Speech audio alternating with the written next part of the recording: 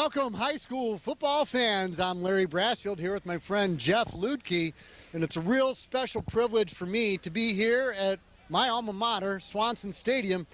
Jeff, there's a whole lot going on here tonight. Yeah, this is exciting. We finally got the band playing instead of the music over loudspeakers. We're playing a team that is 0-2, just like us, but you know what? I think we're going to be in this game, and we're going to give it all we got. And first two games were a little bit difficult, Larry. I mean, we just we're having to learn a lot. We're having to, walk, and then we're going to run, but right now we're crawling. That's right. Well, and I talked to Coach B also, and I guess there's some players out and everything else, right. But I assured him that if they give their full effort, that it doesn't matter the score on the board at the end of the game. Yeah, well, kind of. But, we all love to win, and we want to turn this around, and tonight we think we're going to do this. I mean, you played for a championship team, and you know what it's like to put out effort, and you know what it's like to come together as a team. And so far we're learning those things. And, it takes time. These kids and the coaches don't know each other yet, and it just takes time. And we're going to have to just take it slow and coach and don't yell. That's right, that's right. And really fond memories. The last time I was here, Scott Egge got horizontal in the corner of that end zone, and we went into the state championship, and we're going to culminate that and celebrate that tomorrow with the Jamison Open. You've been part of that. Yeah, I have been a part of it. As a matter of fact, by the way, I was at that game that you guys won that, and I really enjoyed the fans. Were packed, everything. There was a lot of people here. The excitement was there. So, again, that was a special moment in Guilford football history, that's for sure. But, yeah, tomorrow, Jamison Open. I look forward to playing again. Played last year. We had a nice turnout. Hopefully this year it'll be about the same, won't it, Larry? Actually, I think we've got 16 foursomes. That's and good. Yeah, we raised $3,500 last year. I think we're going to more than double that. And this is really only second year as a fundraiser, and that, too, is gaining momentum. So it's really good to be part of it, and we want to be part of reinvigorating this program as well. One of the things that you guys do is you guys give money back to all programs, not just football, and that's really a special part of what you guys do. And I think that's really important. It's just not the football program that gets the benefit of all this, of the Jamison Open. And I know this year you guys have paid for some dinner, you've paid for some huddle, sideline stuff for us. That tremendously helps us. So it's good for Guilford football, but it's also good for Guilford athletics. And we appreciate all you guys do and try to support you best we can by playing tomorrow. Yeah. So. Absolutely. It's our privilege and our pleasure. It's also our privilege to bring you this game here tonight. So with that, good luck to you and the team. Thank you. Go Vikings. All right, bud. See ya. All right, we'll be back with the kick after this here on TV 17.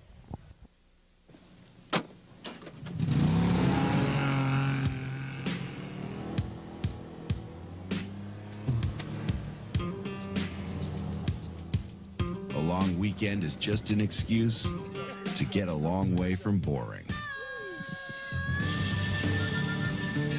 With models up to 62 horsepower or room for 4. Go rugged. Go big. Go Gator. Hi, I'm Dave Gieske from Buck Brothers in Hampshire. We have 3 other locations to serve you: Harvard, Wakanda, and Libertyville. We are thrilled to be at Swanson Stadium here in Rockford, Illinois, home of the 1982 Class 5A state champion football team. And the kickoff is fielded at the 39-yard line. And just like that, we are underway.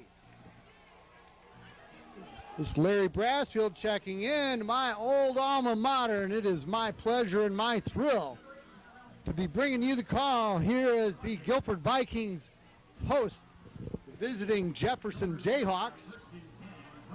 Both teams come in with an 0-2 record, so something's got to give. Gotta like seeing the home team get first crack at the ball. Julian Haney lines up with an offset pistol formation. Fakes a give, keeps off the left side across midfield. That's a nice gain. First down. But hey, man the chain packs it up for a Guilford Viking. First and 10 from the J-Hawk 46-yard line. Again with the pistol formation, motion left, looking right, on the run, complete. That's number 10, Jaden Jones on the reception. Executed well. Had time to talk with Coach Pasali before the game, and they've got a number of players out, but they are looking good here on this first offensive set, at least on the first couple plays. Here's an inside give. Driving hard is number 33. That's Evan McNeely. Evan McNeely with the carry for the Vikings. Nice pickup, 3-4 yards. And the Vikings come quickly to the line of scrimmage. Keeps the defense on the heels. Haney again with the fake. Keeps it down inside the 15. Great read to keep the ball there and not give it to the dive back. First down.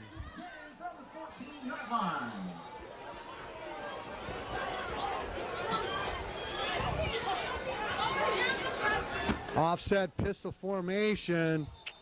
Looks like we had a receiver jump in motion. It's going to be 5 yards the wrong direction.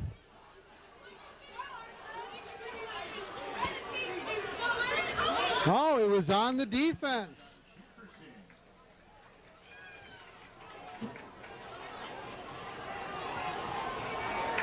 After the penalty, it's 1st and 5 from the 9.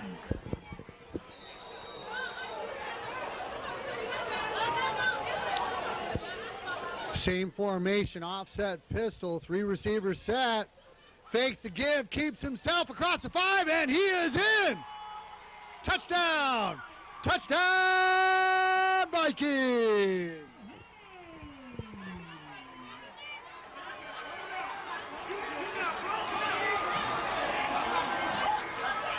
Well, I tell you what, I am thoroughly impressed with this opening drive by these Guilford Vikings.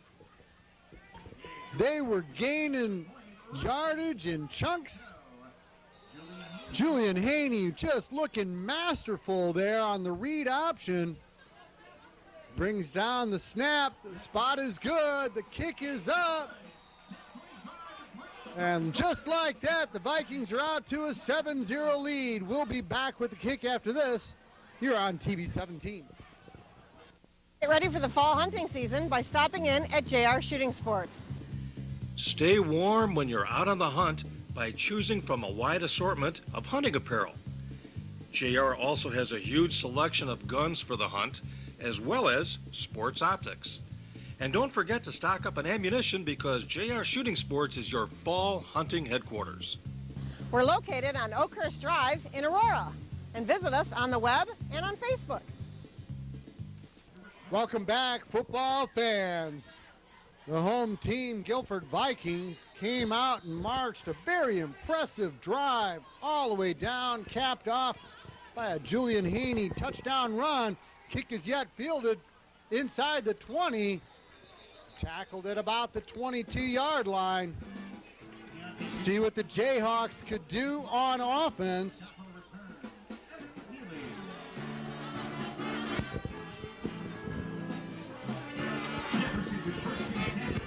And nothing like the sound of a good band.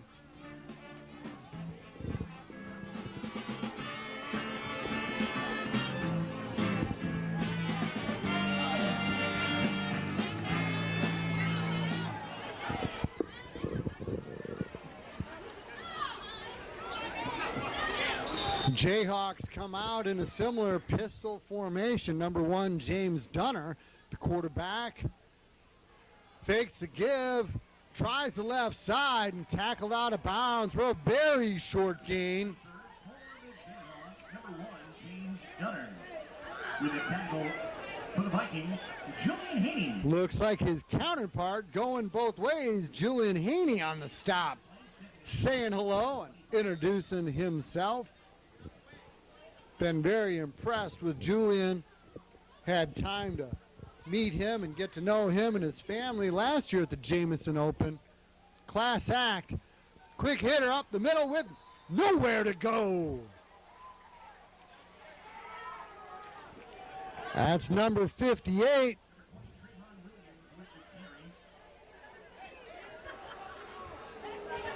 Lost a yard on the play. Jacoupy on the tackle. Bring up 3rd and 8. Our previous score with a tackle on the last play for the Vikings. So the Jayhawks are now looking at 3rd and 8. Dunner takes the shotgun, drops back on a roll. Tackled in the backfield. Number 9, Kevion Pope. Down. A great play there. Good stand by the defense here. First time out on the field. 4th and 17 from the 15-yard line for Jefferson.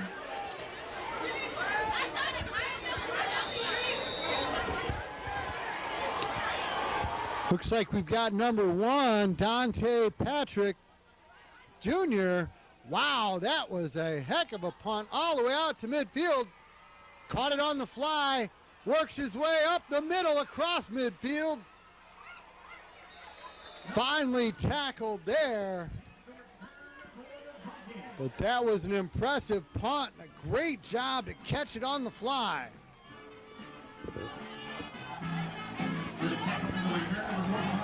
Let's see if the offense can keep that momentum rolling here as they take back the ball in Jefferson Jayhawk country.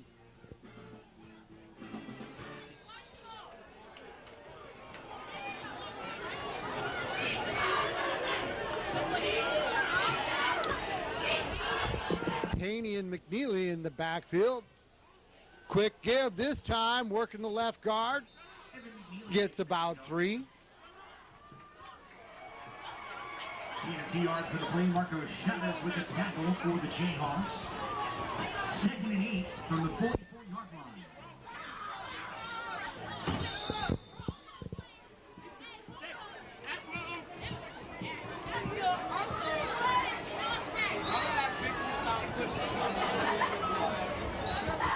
Julian cuts it up quickly.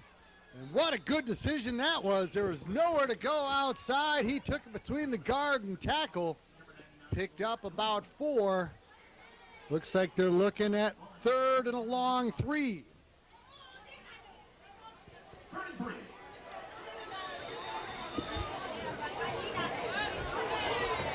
Haney taking his time, checking the call from the sideline. We've got flags before the play. Illegal procedure. That's going to put him in 3rd and long and see what they could do to overcome that. That good momentum thus far.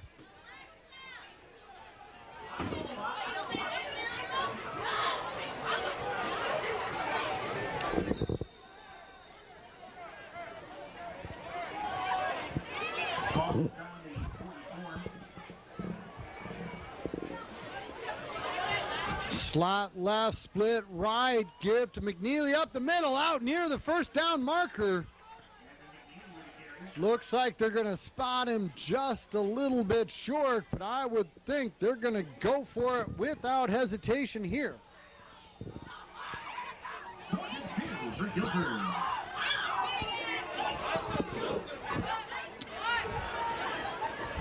Haney keeps it and gets the first down off the left corner. Nifty bit of running there. I'll tell you what, as a former defender, the read option, any sort of option, just so hard to defend, especially when you've got somebody faking and reading as well as Julian does.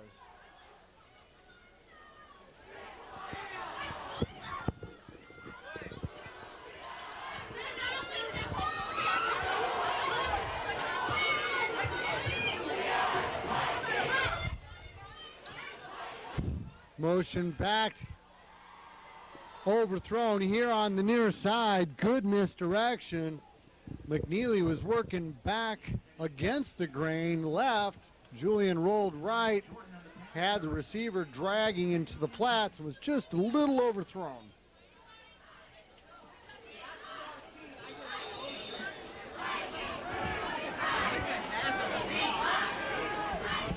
Looking at 2nd and 10. Trips right, single receiver, split left. Haney and McNeely in the backfield. Straight drop with time to the end zone on the post pattern. Intercepted. Oh my, what a great play there by the defender. Julian put the ball up where I thought only the receiver could get it. It was intended for Dante Patrick Jr. But a great play by the defender there. And you could think of that as a punt, especially if this D can get aggressive and nasty and get after it, because the Jayhawks have the ball resting inside their own 1 yard line. Of course, we would have rather seen a touchdown. We'll see if the D can stick him down here, though. Up the middle with nowhere to go. Good play there by the interior defensive line.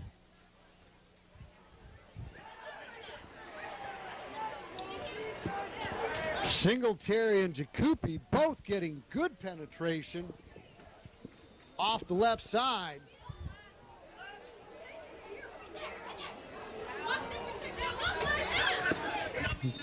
You gotta love a defender whose last name is Singletary.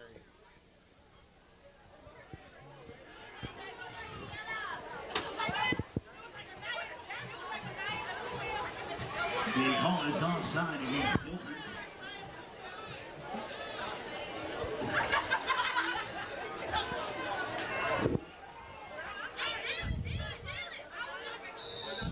Puts the ball on the 7-yard line. It is 2nd and...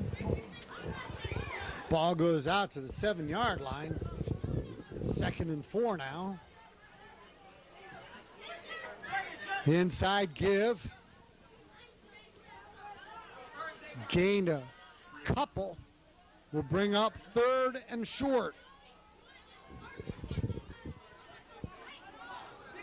Gets to the 9-yard line. Making it 3rd and 2, Jefferson.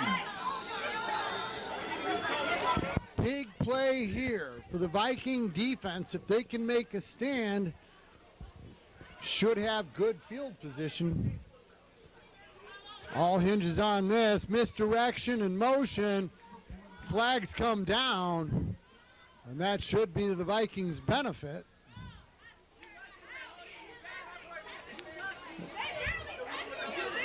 Oh, they're saying it was offsides on the defense. Not what I saw, folks, and you can call me a homer because I am. Essentially giving the Jayhawks a free first down. One of the defenders must have broke the plane on the line of scrimmage with all the misdirection in the Jayhawk backfield. 1st and 10 from the 14. Reverse back this way, cuts it up, and Julian Haney, oh my! That's how you play defense, folks. With the tackles for Vikings, Julian Haney and Butcher Wills. Pick up a 5 yards on the play at 2nd and 5 from the 19-yard line.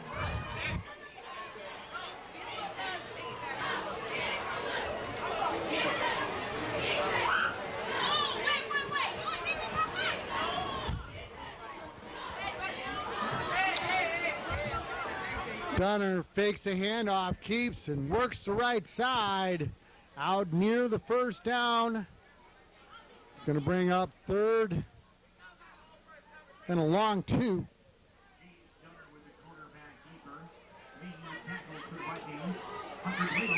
Actually 3rd and a short 1.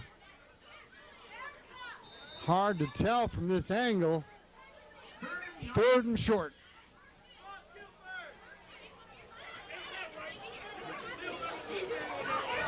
Two receivers split to each side.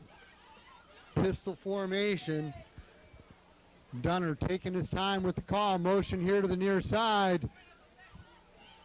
Quarterback, running back collide, but he still breaks through to the secondary, picks up a first down and more. Out to the 38-yard line for the Jayhawks. He'll pick up the first down. On the tackle for the Vikings, Julian Healy and DeJuan Entry. First and 10, Jefferson from the 38-yard line.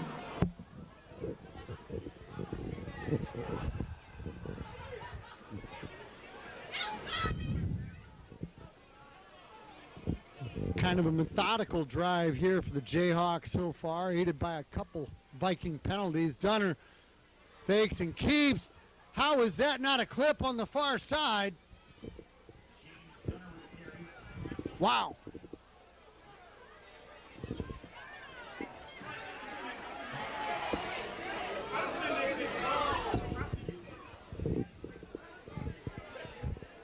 Again, I guess I'm just looking through my Viking glasses.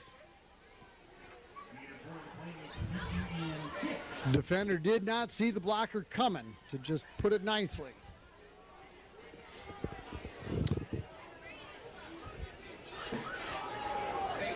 Again, the reverse back this way, here to the near side, dragged down from behind. Number 10, Jaden Jones. Great defensive play. Jaden Jones with a tackle for the Vikings.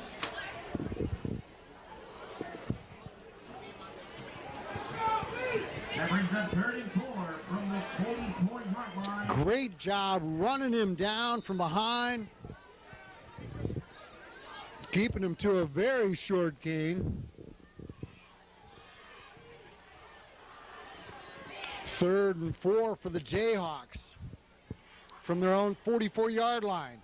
Trips left. Single receiver split all the way to the numbers on the far side. The back resets to the right hip. Straight drop in the pocket. Now he's on the roll. Pressure from behind. Making defenders miss. Still buying time, but here comes that Viking defense. Great pursuit all around and great contain. Kevion Polk with a great hustle play there. Dunner did everything he could to buy himself some time, to no avail. Bringing up 4th and long. Presumably the Jayhawks will punt. In punt position for the Jayhawks, Anthony Toronto.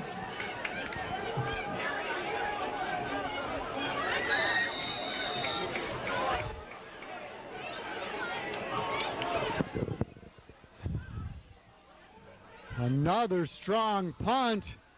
Fielded on the fly at the 25. Started right. Again up through the middle. Returned out to about the 33, 34-yard line. So the Viking defense finally stands strong.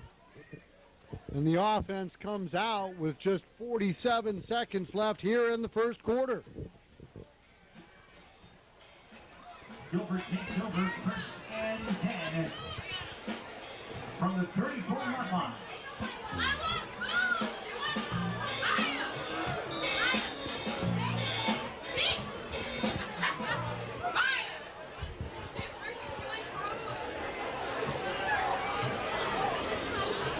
Two receivers split to each side. That's McNeely off the left tackle, running hard. I like the way he runs this ball. Good job by the offensive line, opening up a nice hole for him there.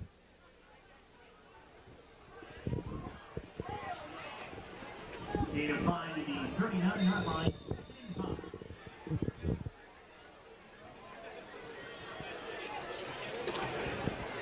Same formation, this time McNeely working the middle across midfield. That was a good hole, picking his way through to the secondary. Picking up the first down.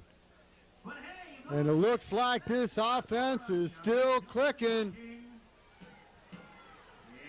And with that, they will let the clock run down, concluding the first quarter of play.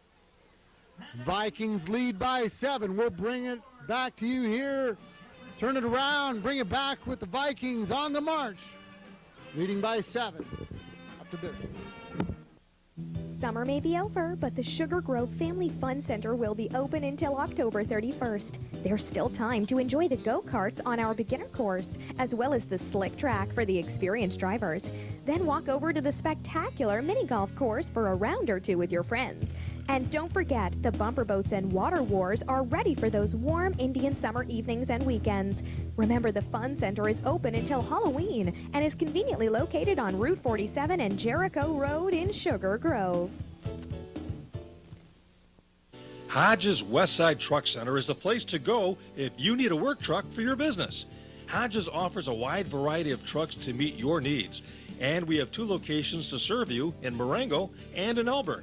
And that's where you can browse around and find the right truck for you. We also service what we sell. We have an excellent parts and customer service department, and we also have a complete workshop to make the repairs you need to keep your truck on the road. Our Elburn facility is located on Main Street, just east of Route 47, and in Marengo, you can find Westside Truck Center on Route 20 Grant Highway near I-90. Well, the Guilford Vikings capped a opening drive with a Julian Haney touchdown. Taking a 7-0 lead here to start second quarter. Misdirection. And that's McNeely pounding the rock up the middle. Gotta love the way these guys up front are opening up holes.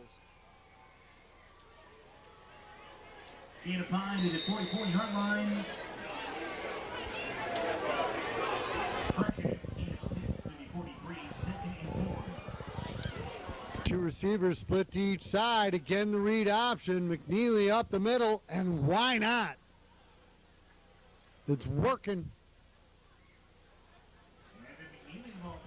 Give credit to the guys up front. Really making things happen.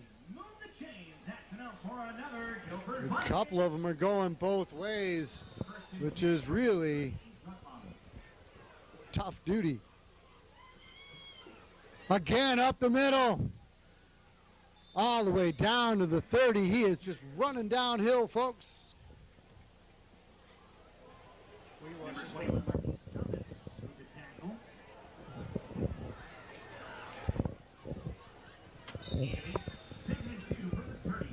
Second and 2 from the J-Hawk 30.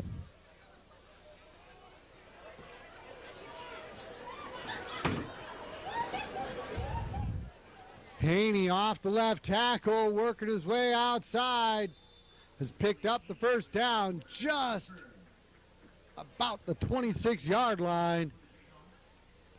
And after you just pound McNeely up the middle the way they are, Haney can just read it and tuck it and go. That's good football right there. Really impressed with number 58. I know I'm going to mangle the first name, Shapetum Jakupi, really opening some holes. Haney again looking awfully fast there off the left side. And I am impressed with this Viking offense thus far. Really the only time the Vikings were stopped was when Julian Haney laid out a beautiful post pattern pass, intercepted by the defender at the goal line. I thought it was going to be a touchdown for sure. But other than that, this Jayhawk defense cannot solve the Guilford offense. Ball was just on the ground there. McNeely jumped on it, but they're going to lose yardage and now be looking at nearly 3rd and 10. Little things like that can hurt a drive, but I'd be looking at this as if we were in 2-down territory, so they don't need to get it all here, at least just yet.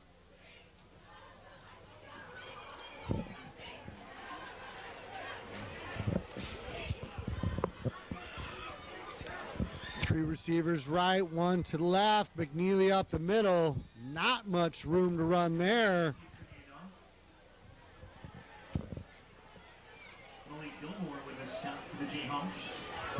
They list McNeely at 6'1", 184, but honestly, he looks bigger than that to me. I would have guessed him to be in the 210 range, running hard.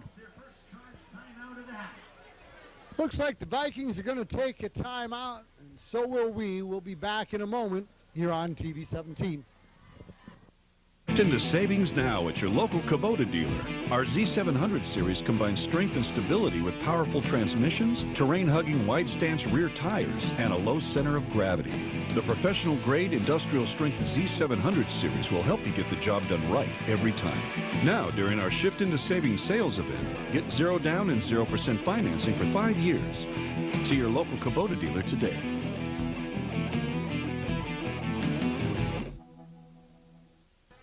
With just 8 minutes, 53 seconds left here in the first half, the Vikings are looking at 4th and 9 from the J-Hawk 26-yard line.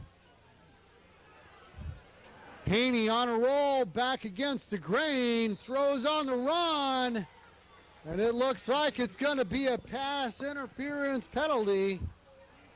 Really sort of a gift. And the Vikings were lucky there. They had one of the players jump on the wing, but he did reset enough to avoid an illegal procedure penalty. Then Julian rolled out, reverse pivot fashion, threw on the run, but the defender got in the way.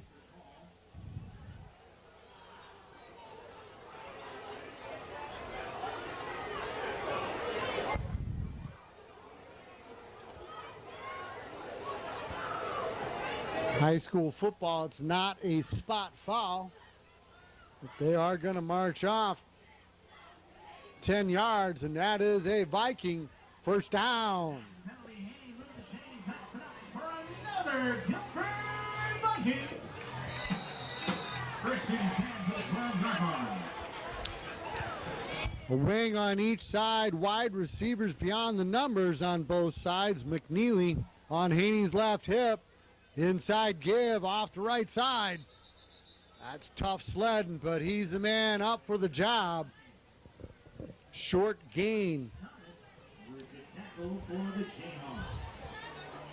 I think it'd be good to get Julian out of the pocket on the roll again. No gain, 2nd and 10. Looks like that J-Hawk defense interior is really starting to key on McNeely, making it all the more difficult.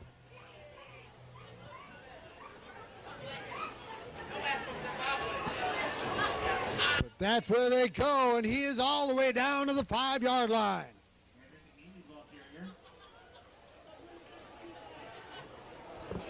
Kamarian Jordan and Darrell Davis with the tackles for the J-Hawks.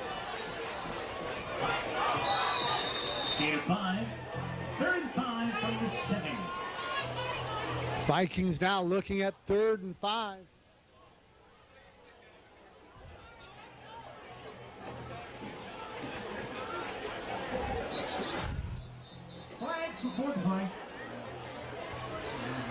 Looks like the line judge is calling that on the offense. False start. That's going to move them back, and that hurts. Those 5 tough yards just got given back.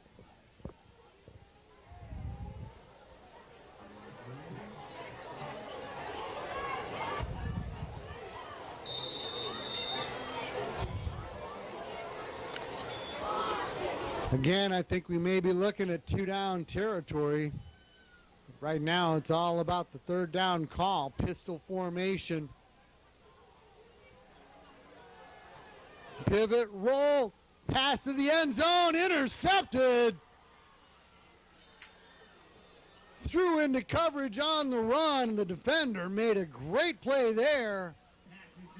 Looks like it was number 4, a Keith Sturdivant, making the play defensively. That hurts. Thought for sure the Vikes are going to be able to punch it in for points.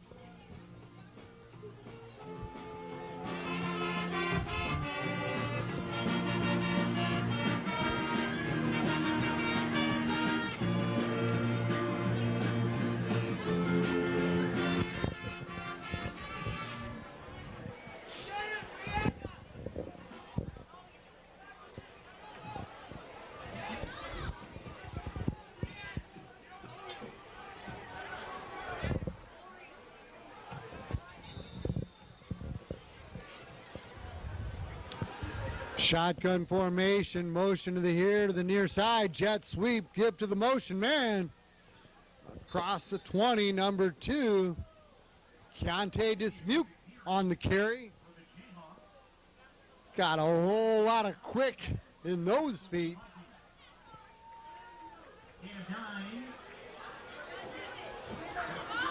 Nearly picking up the first down, gain of 9 there. Really, really fast on the jet sweep. Gonna have to keep our eyes on him. Dunner, read option, keeping. Tackled out near the first down marker, but a flag came in from the back judge. May think this might be a holding call, blocking infraction of some sort.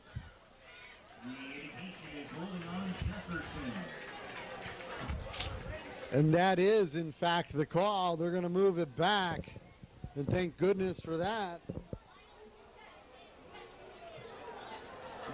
Helping the Viking defense, going to put them just back beyond the original line of scrimmage. So now they're looking at 2nd and long. The Jayhawks take their first time out of the night. We'll pay some bills and be back in a moment here on TV 17. 20 years, Peg's on Main Street in Maple Park has provided quality professional hair care for the entire family. Peg and her staff keep up on the latest fashion trends for adults and children. She also carries a wide variety of hair care products for your convenience. And when they're finished pampering your hair, you can walk over and browse around the fantastic on-site gift shop. Stop in anytime at Peg's on Main in downtown Maple Park or give them a call at 815-827-3051. So after the quick timeout, the Jayhawks have thought about it, hustled to the line. 2 receivers split to each side. Shotgun formation for Dunner. Snap is mishandled and he is swarmed under.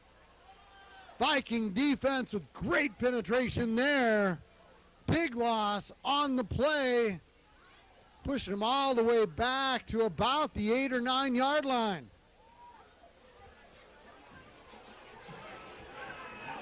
Brings up 30-16 from the 9 yard line.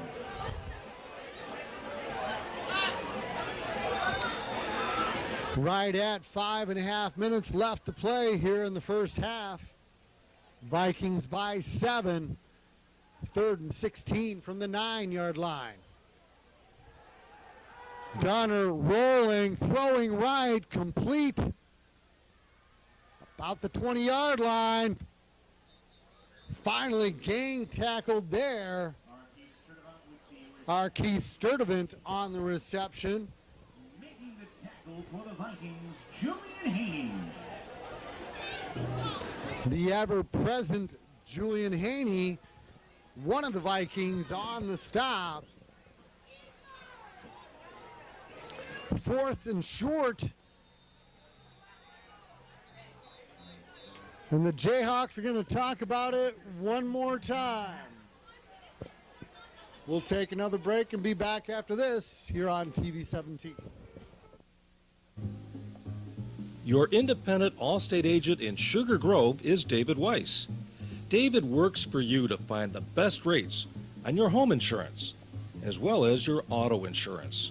He's always looking for ways to help you save money. And so is his friendly, courteous staff. His office is conveniently located on Route 47 and Cross Street in Sugar Grove. Call him anytime at 630-466-7835. So after the timeout, the Jayhawks considered a punt and appear to be going for it. Tight bunch, inverted wishbone formation. All kinds of motion and another flag that's going to move them back and put them in a more obvious punt situation. Really kind of surprised they actually thought about going for it, but after last night's NFL opener with Bill Belichick going for it to no avail several times, nothing will surprise me. I was thrilled to get Tom Brady with the 5th pick in the first round of the Monster of the Midway fantasy draft, but Tom did me no good last night. Rugby style punt. Fielded about the 42. Brought down quickly. Tyrell Thatcher grabbed the ball and kept it from rolling further. So the Vikings will have 4 minutes and 20 seconds to see what they could do to put more points on the board.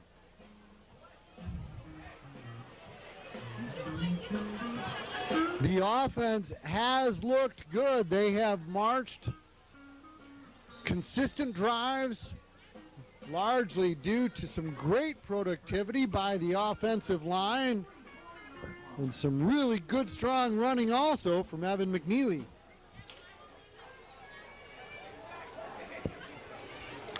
Slot left, single receiver to the far side.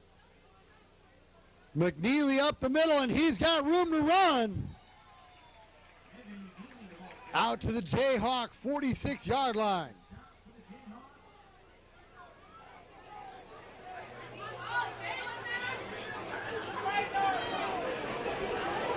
But hey, move the chains. That's enough for another Guilford Viking.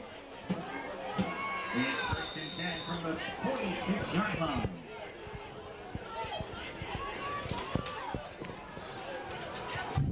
Haney working his way up the middle, off the left guard. Short gain. We'll be looking at 2nd and 9.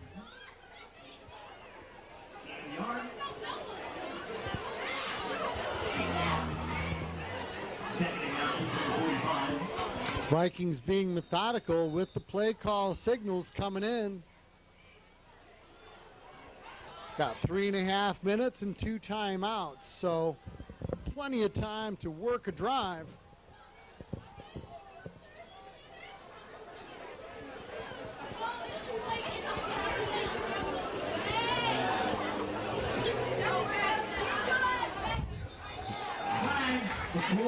Motion to the far side.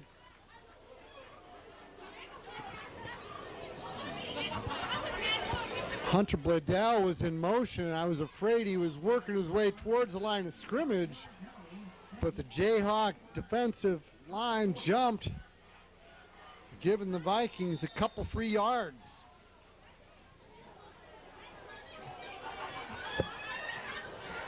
Which they gladly accept, along with a brief stoppage of the clock. Misdirection, McNeely up the middle, all the way down to the 27-yard line. That play is money, folks. You should be buying pizza for the O-line tonight, the way they are opening up holes consistently. Vikings on the march.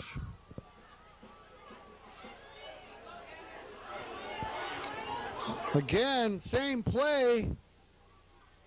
This time just dragged down from behind. One of these times they're going to give it to number 6, Bledell in motion, and he'll end up having room to run. That's one you want to keep an eye on and come back to.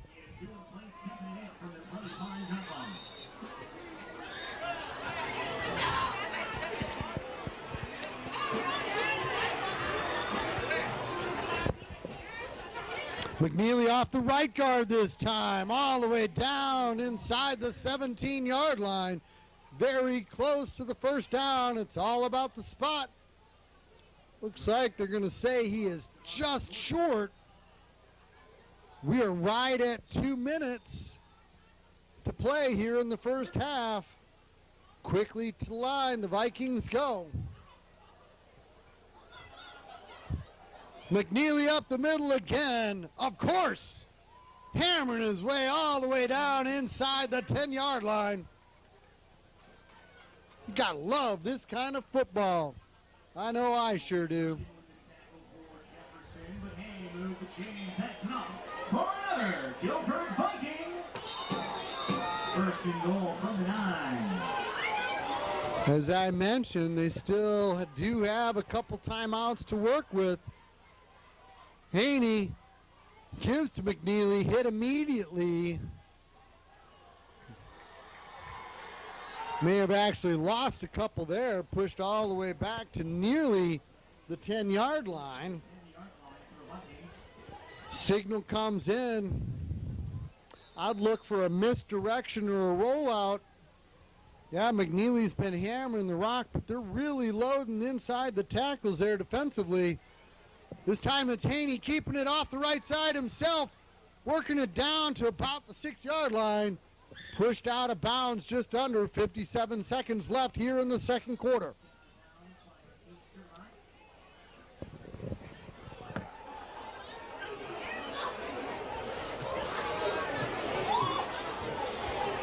Third and goal from the 6-yard line.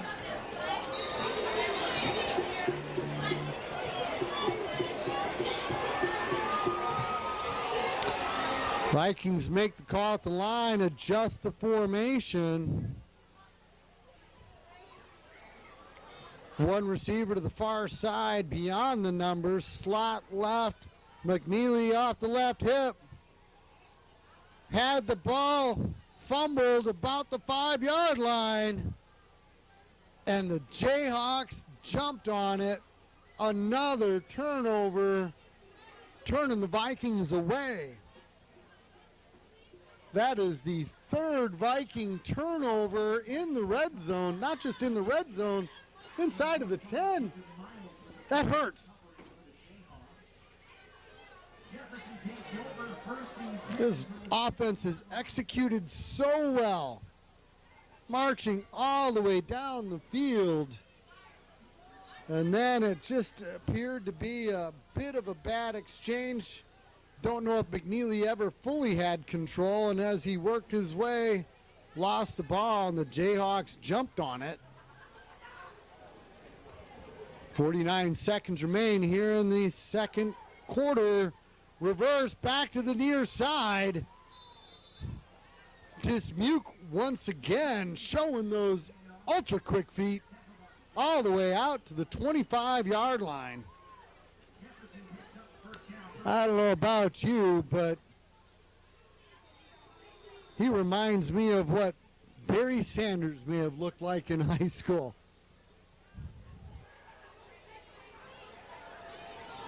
Defender looking left. Defender nearly had a hand on it. Hit immediately, tackled at the 30. Looks like the Jayhawks are going to use their last timeout. I'd like to keep it here and tell you a little bit about the Jamison Open taking place at Elliott Golf Course tomorrow. I'll tell you that this golf outing really began back in 2003. We had our 20-year reunion. Football team had a luncheon. Reunion was scheduled for dinner at 7. I said, hey guys, let's play golf. We did. And then at dinner, they said, wow, we had fun, you know, let's do this again. I said, we don't have to wait 5 years for a reunion. So we began an annual Champions Reunion outing. And the great part of that was our coaches used to always come out. Coach Marks, Coach Jamison, Coach McGonigal, Coach Bronco, Coach Friel. And then all the members of the championship team would make it in as they could. And then after Coach Jamison passed, we renamed it in his honor. And then the following year, we made it a fundraiser, raising over $3,500, giving back to Guilford Athletics, and hope to do even more tomorrow. If you'd like information or would like to support this incredible effort, check out www.jamisonopen.com. Pretty simple. Send a donation here to the athletic department, Jameson Open Fund. And the funds will go back, and not just to football, but to all athletics. Incomplete pass resulting in 3rd and 5 now for the J-Hawks from their own 30-yard line. 18 seconds left to play here in the first half. Deep drop, flush from the pocket. Dunner on the run. Evades yet another defender. Finally forced out of bounds. And the clock never ran. They finally figured it out and ran off 5 seconds. And it looks like they marked him out of bounds just short of the first down.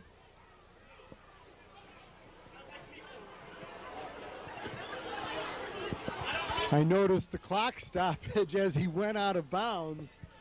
So they ran off 5 seconds. I think it's fair.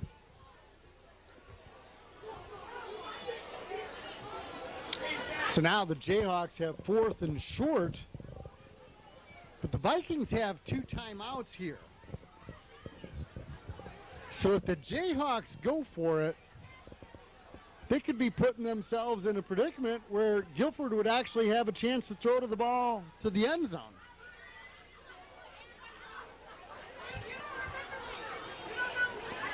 I would think, discretion being the better part of valor, Jefferson might punt. Nobody is back. Dunner keeps, is tackled in the backfield. Call timeout. 8 seconds left. And it looks like we may have an injured Viking down on the field as well. You never want to see that. Guilford will take over on downs. Going to take an injury timeout. Hope that he's okay and be back with the last play or two of the first half after this on TV 17. Love fried food, but the problem is it's fried in oil. Lots and lots of oil. And that means added calories. But what if you could eat the fried foods you love with little to no oil, without the guilt, and without the extra calories, but still have that great taste? Imagine mountains of piping hot French fries, crisp, snap-apart onion rings, golden fried chicken wings, guilt-free. Introducing the Power Air Fryer XL, the 6-in-1 revolutionary kitchen miracle with one-touch technology that fries with superheated cyclonic air, with little to no oil and up to 80% less fat. We're so sure you're going to love your Power Air Fryer XL. You can try it risk-free in your home for 60 days. If you don't absolutely love it, send it back for a refund, no questions asked. This special offer will end without notice, so you must call or go online right now. To order, go 1-800-384-1549 or go to powerairfryer.com. This offer is not available in stores, so don't delay. Call now. Big number 55, Amir Singletary, who has really made his presence known throughout this first half, walked off under his own power. Don't know if he turned an ankle or if it's a cramp. The Vikings come out. Field goal formation. This will be a 48-yard field goal attempt.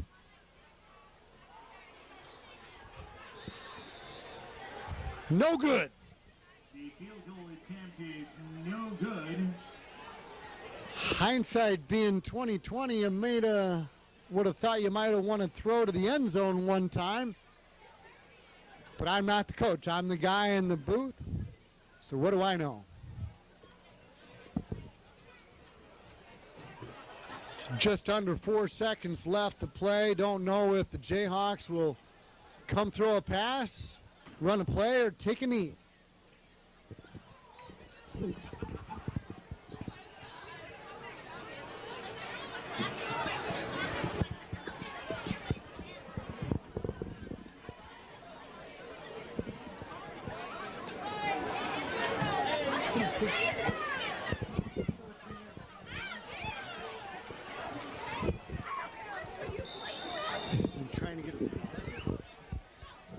No, go ahead.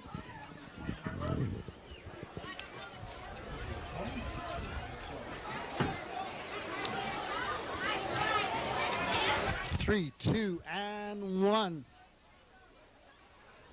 presumably the last play of the half, barring a penalty for the J-Hawks. Just under 4 seconds, there was a flag thrown as the ball was snapped. Offsides on the Viking defense.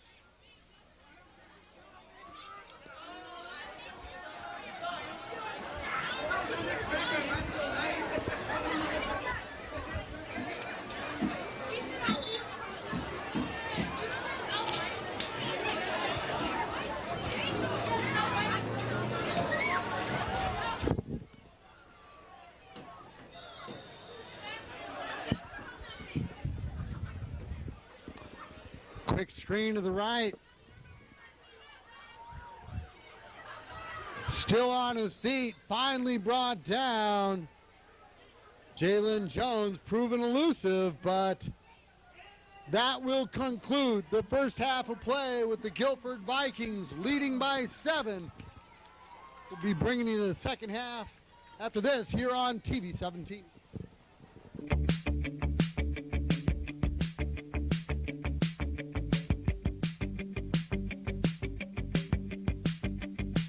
Well, there's cell phones, jewelry, TVs, and baby clothes, computers, arcade games, MP3s, and stereos, backpacks, jackets, toys, and fresh produce, eye exams, appliances, rugs, and cowboy boots, good food, drink, shades, and pet accessories, fragrances, massages, hats, music, DVDs, custom shirts, beds, purses, and socks galore, dresses, blankets, dollar items, and so much more.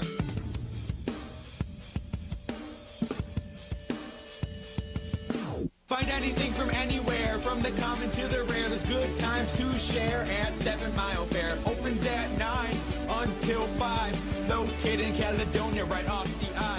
Find anything from anywhere, from the common to the rare. There's good times to share at 7 Mile Fair. Opens at 9 until 5. Located in Caledonia, right off the I. Where weekends mean bargains, 7 Mile Fair. Welcome back, high school football fans, here at Swanson Stadium in Rockford, Illinois. Guilford Vikings leading by 7, kicking off to the visiting J-Hawks. Return from the 10-yard line up the middle, that's Dismuke. And I'm pleased to tell you I'm joined in the booth by Alex Gary. Hi, thanks for asking me to come on. I was upstairs in the first half helping Brett Mears. Well, I appreciate it because you have an incredible knowledge of Rockford sports history and a particular good knowledge of the J-Hawks. You were doing stats up there, like you say. You know, with the J-Hawk offense, we see a lot of speed, but boy, the quarterback just doesn't have a whole lot of time sometimes. That's been the problem both years down here. It's been the quarterback, is they just can't keep people out of the backfield. He's only had a couple plays all season where he just drops back and throws. Otherwise, he's got to make everybody miss. So 1st and 10 from the 20. Dunner, quick drop. Spins, pivots, buys time, throws over the middle, complete to number 6, out to the 45-yard line. That is a good example. Again, on the run, he can throw it on a dime. So you just have to give him a couple seconds, and they'll move the ball. Demarion Jordan looking good there. So you think this J-Hawk team got together and said, hey, we got to get some things under control here. Certainly that first play looking good. Quick hitter, screen to the right. Makes the first defender miss along the sideline. Cut back to the numbers. That's Arkeith Sturdivant with the catch. Arkeith was all conference last year. He's tiny, but he's getting Division I looks just because he's got great hands and he can pretty much play anywhere on the offensive end. Yeah, so the program lists him at 5'8", 165. You make it sound like that may be a tad generous, but yeah, he's not a big kid. You know, it's funny how the game has changed over the years. You're asking me. I was a 185-pound middle linebacker. I'd probably be playing safety, but I don't know if I was fast enough for it. Dismuke on the reverse, tackled in the backfield. Good penetration by Kevion Pope. That's actually the first time they've defended that one well. The reverse, they got big yardage out of that in the first half twice. Well, and every time you execute that play, you just cause those defenders to have a little hesitation, and sometimes that's all a runner needs to break free. 2nd and 16. Yes, it is. They fake the pitch. Deep drop. Dunner being chased. Pivots back, making a miss once again, buying all kinds of time. Finally throwing to Dismuke here on the near side. Holy cow! You talk about extending a play. Yeah, last game of the season, they played Harlem, and Harlem just overwhelmed the line on every single play, but Dunner ran around so much, he was actually able to win that game by himself, essentially. Truly impressed. He just really extended the play and then made a great pass. Inside give up the middle. And I tell you what, Alex, this J-Hawk offense is ignited here on this opening drive of the third quarter. You know, I only got to watch Lenny Williams play a couple times, but I kind of think, Dunner's kind of a skinnier version of Lenny Williams. I never got to see Lenny play, so I appreciate the description. Now, Lenny was a lefty, though. Yeah, that's true. I got to watch Lenny here in Guilford, and then when he went to play at Northwestern, I got to watch him play against Ohio State, and it was the same thing. Ohio State was on him on every single play. Boy, that's tough sledding. Stirred him out with the carry. Off the reverse. Boy, they're ripping off gains in chunks, picking up the first down inside the 10. Jayhawks will have first and goal. First down. Looks like a totally different team here starting the third quarter. Well, Jefferson's really lucky to be in this game. I mean, Guilford turned the ball over inside the Jefferson 10-yard line 3 times in the first half. Yes, they did. I think that was 2, Dismuke. Yes, sir, you're right. You know, and actually it was Guilford's second possession where really I didn't catch the defender's name. I'm sure you've got it, but that was number 6. That was Jordan. That was an incredible play. It sure was. I thought that was a touchdown or nothing, and he made that incredible interception. And then there was the fumble inside of the 5. So, yeah, Guilford should have, could have, would have been out to a bigger lead, but now the Jayhawks are looking to tie it up. That one's overthrown. It seemed almost unconventional to see him throw it that quickly. Yes, usually he has to run around for a while. So while we've got a little time here going, you know, we were talking at halftime a little bit about your project, the Nick 10 Sports History book. Yeah, Nick 10 Sports History book. You know, I spent 17 years at the Register Star, and I had all this information on, you know, Excel spreadsheets. Here we go. We're in third and goal here from the 7.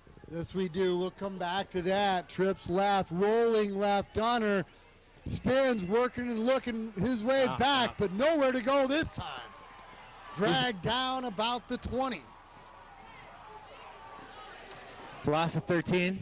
So you had a whole bunch of information, and you're kind of wondering what to do with it? Well, I thought about doing a book, but then I started looking at the stuff, and I was missing years here, years there. And you know, it was going to take me a long time to compile enough to do a full book. So then I just started a blog, and I just put out a little bit of data each day as I find it. I'm up to, I think I've posted 950 different things, including I've got all of the football standings and all conference back to 1961. We got fourth and goal here. They're going to go for it from the 20. Do, yeah. Throwing to the end zone. Post pattern. Dismuke. Wow. Touchdown. Just split the defenders. The pass was there, and he hung on. Great pass and catch. You just have to give them enough time, and they haven't been doing that this year. I hesitated there before the snap. I'm glad you mentioned it because I wasn't sure if it was third or fourth, but 4th and goal from the 20. You hit a post pattern, split the defenders.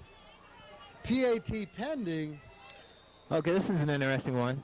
5 receivers to the left. It's called a polecat.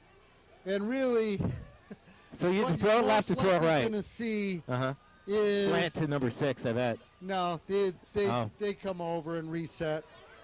Huh. But you do that every time, and one of the times they'll snap it quickly and throw it. So it's a bit Jefferson hasn't scored that many touchdowns this year, so I hadn't seen that yet. It's a bit of a mind game. That was number 18 with the extra point. McKay Caldwell ties it at 7. We'll be back with the kick after this here on TV 17. Four-wheel steering is why I get up in the morning. The only thing better than the smell of fresh cut grass is the smell of perfectly level, fresh cut grass. That yellow seat's my favorite chair. You want to find a John Deere dealer? Just set your GPS to Tractor Experts. When my grandson grows up, it's his, but it's all mine now. That's how we run, and nothing runs like a Deere. Stop by at Buck Brothers anytime. Route 20 and 47, Hampshire. Tied at 7 here in the third quarter. Pooch kick the near side. Somebody's got to cover that. Ooh. Vikings pick it up. He's gone. There's nobody there. Down the right sideline. All the way down inside the 25-yard line. Boy, that went wrong, and we'll get momentum back to the Vikings. Jefferson, number 15, saved the touchdown there. Juan Davenport, he was the only one back. I've seen that happen just on a few occasions throughout my life, and it is a risk. At one point, it looked like Jefferson could almost jumped on it, and the Guilford player, boy, he picked it up. There was nobody to stop him. I've been seeing a lot of teams do that little pooch kick. Instead of kicking it deep to the skill guys, just kind of like kick it in the middle, and hopefully it bounces around and you can jump on it. But every once in a while, it doesn't work. Right, you know, if you don't have a real strong-legged kicker and you've got a good coverage team, you'll normally disrupt whatever return was called, but it can backfire as it did there. Vikings go back to the bread and butter in the form of Evan McNeely. Tell you what, Alex, I was really impressed with the Viking offensive line. They really seemed to control the line of scrimmage in the first half. Definitely. I think Guilford kind of outsmarted themselves. If they had just kept running that play and the keeper by Haney, which was getting big yardage early, and then they stopped doing it. Well, and actually it was Evan McNeely off tackle right on the one fumble. I don't know that he ever had the ball securely. But, yeah, they just got to keep sticking to the basics, which is what they did there. Short gain will bring up 3rd and about 5 from the J-Hawk 21. So what about the J-Hawk defense, can you tell me, Alex? They have a lot of guys. It's similar to the offense. They only got 31 players, so everybody's playing both ways. And they're small up front. They're fast. So you can run right at them. You know, if you're throwing or trying to, get around in sweeps, you got problems. But you can run right at them. Which is what the Vikings have done effectively. And, yeah, I've noticed that real good team speed. What you're saying makes sense. Haney drops back with time over the middle, just overthrown. Number 7, Deontay Austin on the coverage. Of course, this is the first time I've seen Guilford all year. How are they adjusting to Bazzali's offense? I mean, because it's totally different than what Mel ran last year. I wish I could tell you, because this is the first time I'm seeing them as well. I know that Julian Haney had a real good year last year. He's quite an athlete. When they announced Bruce as the coach, I thought it'd be a bit of an adjustment, because they'd throw the ball 3 times a game last year. Well, they had such strong running games, did they not? Until last year, yeah. I mean, Deion Williams came here, and he's one of the all-time leading rushers in conference history. Of course, Clanton was here. So, Mel lived on those running backs for a long time. Yeah, and the irony with that, you were asking me similarities with this spread offense to the shotgun offense that we ran back in the 82 season, and there's some similarities, but there wasn't a lot of read option. It was more of a traditional shotgun with Whitey staying in the pocket. But, the game has just changed so much to where I heard Mitchell Trubisky, when he got to the NFL training camp, he had not taken a snap from under center since he was in 6th grade. Yeah. But it just shows how far ahead of the game Jameson was. Exactly. It really does.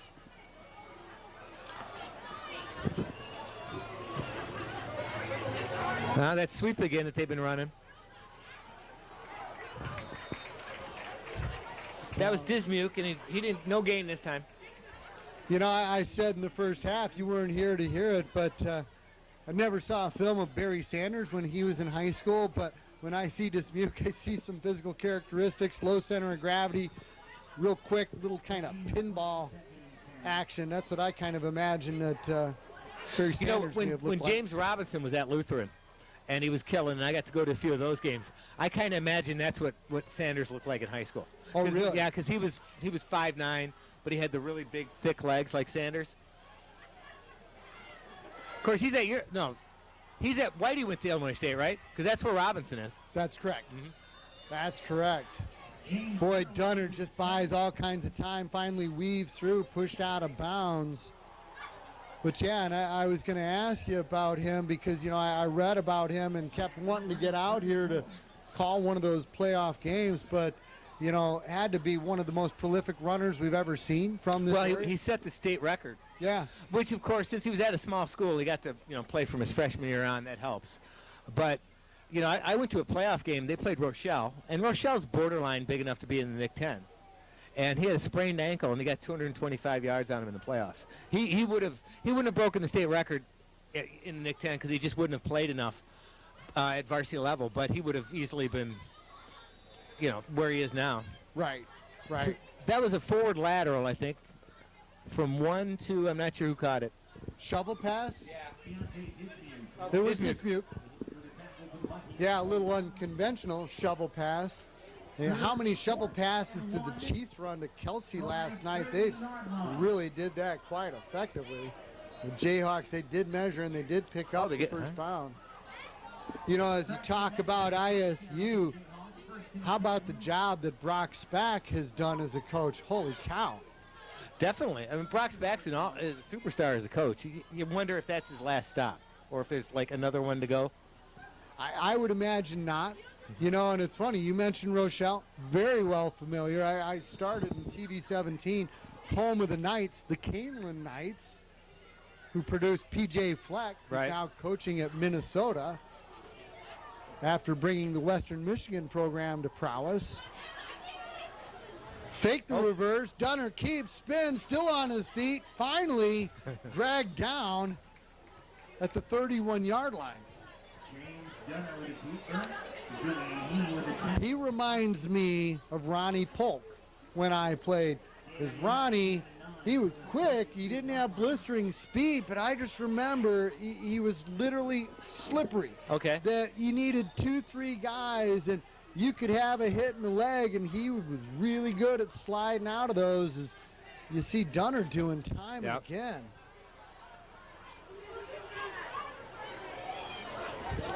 Second and long, straight drop in the pocket for now, all kinds of time.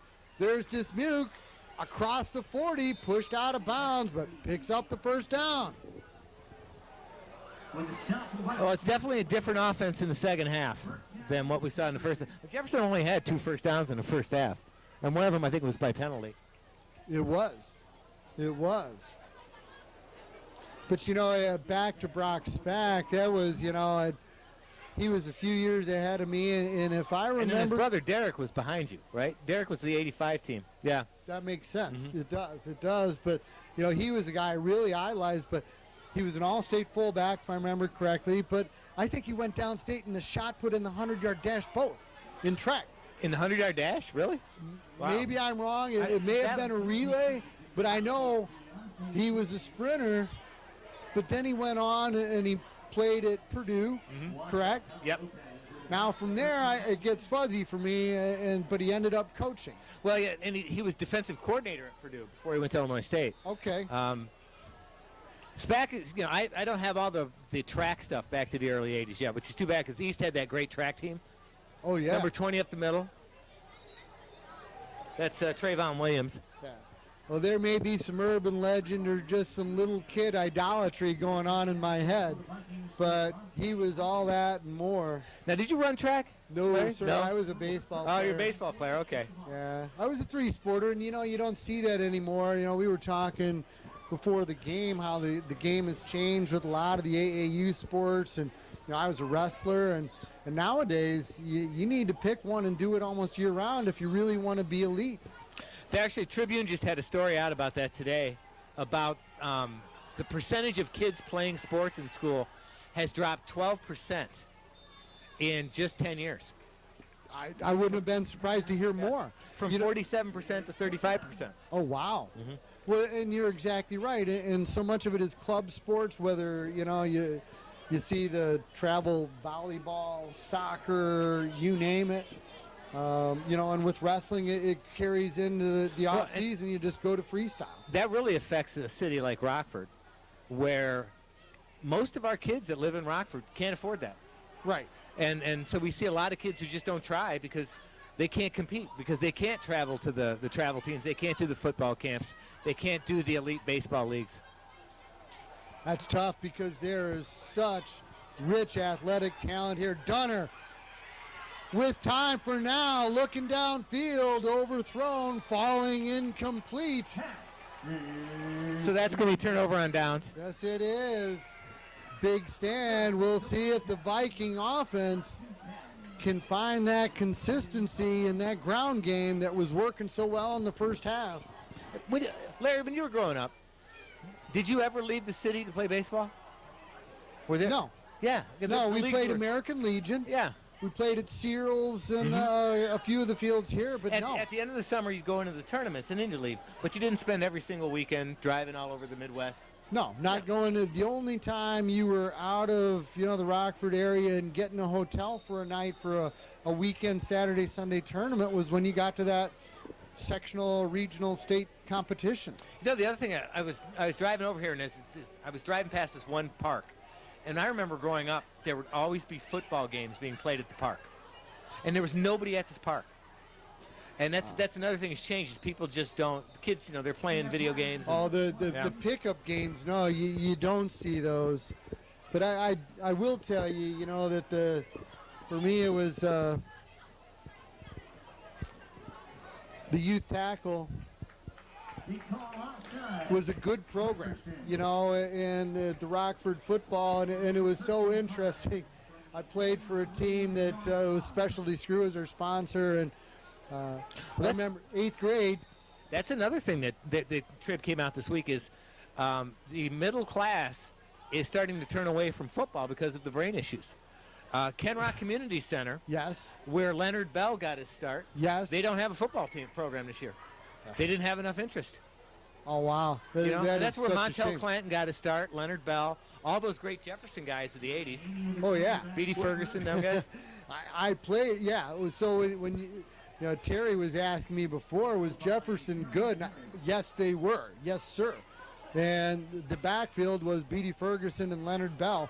And, yeah, we played against that Ken Rock team, when we were kids. Yeah.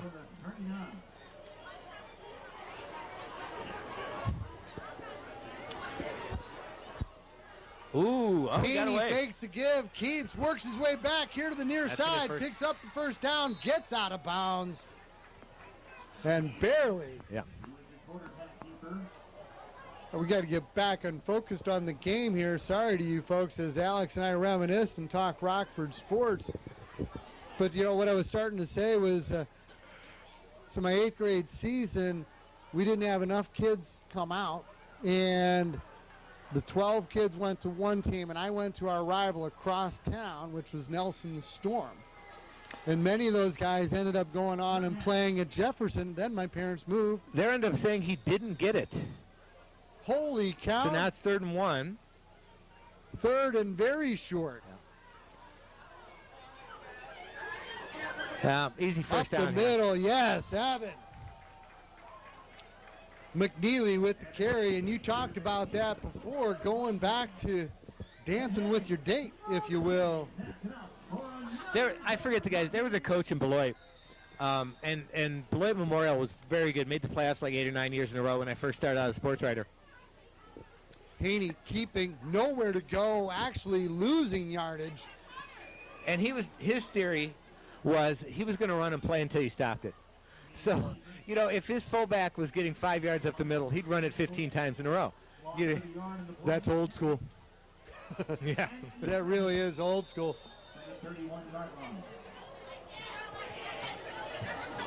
Well, and you hear stories like that, or I had an old friend tell me about a real strong Geneva football team that would come up and they would run off tackle right.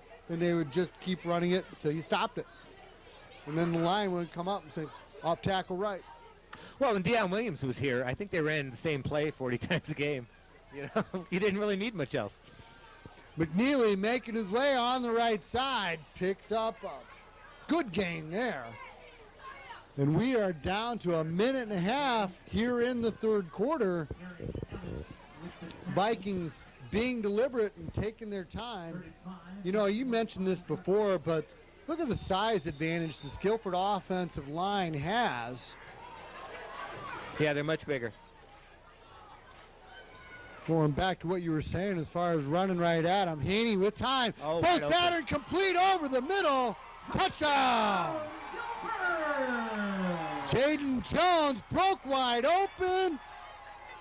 Julian hit him in stride. Touchdown, Vikings. 25-yard pass for the touchdown. 25-yard touchdown pass. Nice conclusion to a very good drive. The Vikings sure needed that. Well, yeah, obviously they pulled the linebackers up to the line of scrimmage because there was nobody near number 10. Point after is blocked, and that is always big in high school football. The lead is 6, Vikings 13, J-Hawks 7. Back with the kick after this here on TV 17. Hodges Westside Truck Center is the place to go if you need a work truck for your business. Hodges offers a wide variety of trucks to meet your needs, and we have 2 locations to serve you in Marengo and in Elburn, and that's where you can browse around and find the right truck for you. We also service what we sell. We have an excellent parts and customer service department, and we also have a complete workshop to make the repairs you need to keep your truck on the road. Our Elburn facility is located on Main Street, just east of Route 47. And in Marengo, you can find Westside Truck Center on Route 20 Grant Highway near I-90. You're a seasoned hunter or getting ready for your first hunt. You'll need to be prepared. JR Shooting Sports is your complete shooting sports retail center. We can outfit the entire family, including ladies and youths. We'll equip you for the hunting season with a full line of shooting accessories. And don't forget about your hunting, buddy. JR Shooting Sports has your dog training collars, scents, and retrieving dummies to give you every advantage out there. Visit JR Shooting Sports today, a mile west of the Fox Valley Mall on Oakhurst Drive in Aurora. A 25-yard touchdown pass from Julian Haney to Jaden Jones puts the Vikings up by 6. PAT was no good. 1:11 left to play here in the third quarter. Strong kick all the way down into the end zone will be a touchback. Boy, I tell you what, he has a strong leg. Guilford always has good kickers. Well, they've got great soccer programs too, right? That's right.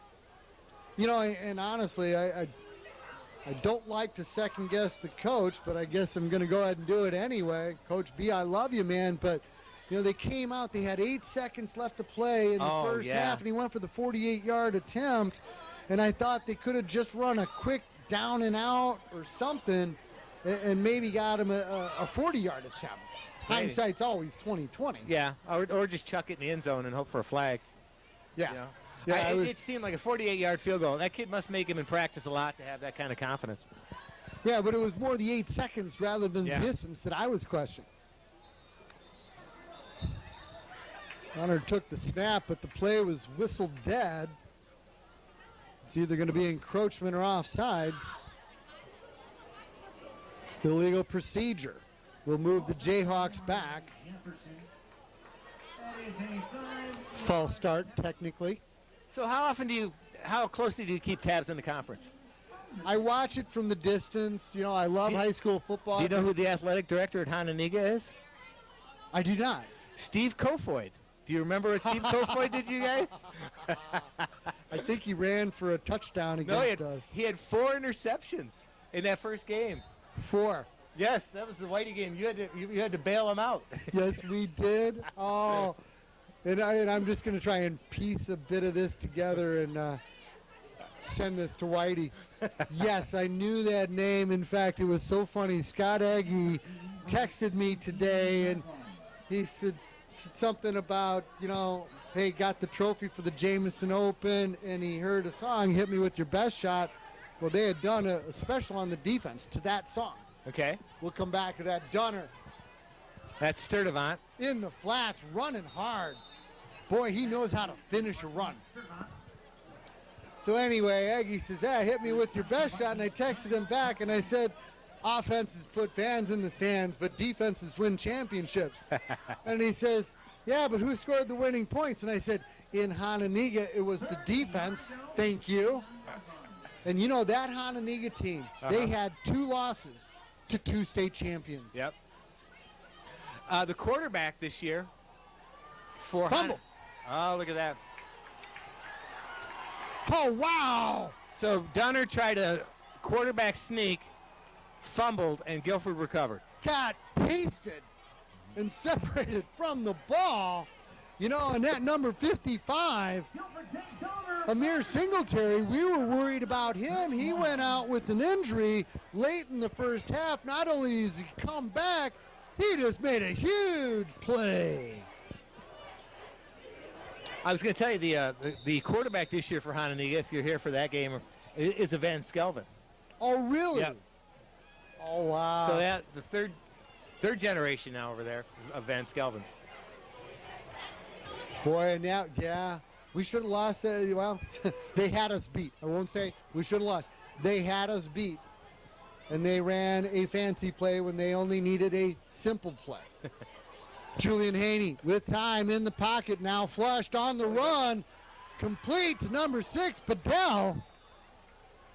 Great job hanging on, and he took a shot. But the Vikings pick up the first down there. You know, and you made reference to it, and I love to see the generations carrying on. Mm-hmm. It really is a great thing in the community, and, you know, it's just good when you know, and to hear that Steve Kofoid's now the AD over there, that's really something. But, yeah, they lost to us in that first game, but then by enrollment, they were a 4A school, and they lost to the eventual 4A champ in the opening round there. Well, that concludes the third quarter of play. Vikings by 6. We'll turn it around, bring you the fourth quarter after this here on TV 17. If you're looking for a fun place to bring the kids, look no further than the Sugar Grove Family Fun Center on Route 47. Kids of all ages like to start out on the go-kart speedway. And for the drivers who want a bigger challenge, they can check out the slick track. Then cool off with water cannons you squirt your friends with on the bumper boats. Or load up the water balloons in buckets and sling them at your friends in Water Wars. And let's not forget our modern, fun-filled miniature golf course. Look for us on Route 47 in Sugar Grove between Jericho Road and Route 30.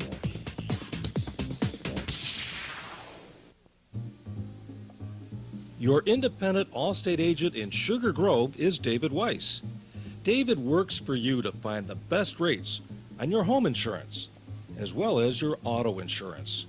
He's always looking for ways to help you save money. And so is his friendly, courteous staff. His office is conveniently located on Route 47 and Cross Street in Sugar Grove.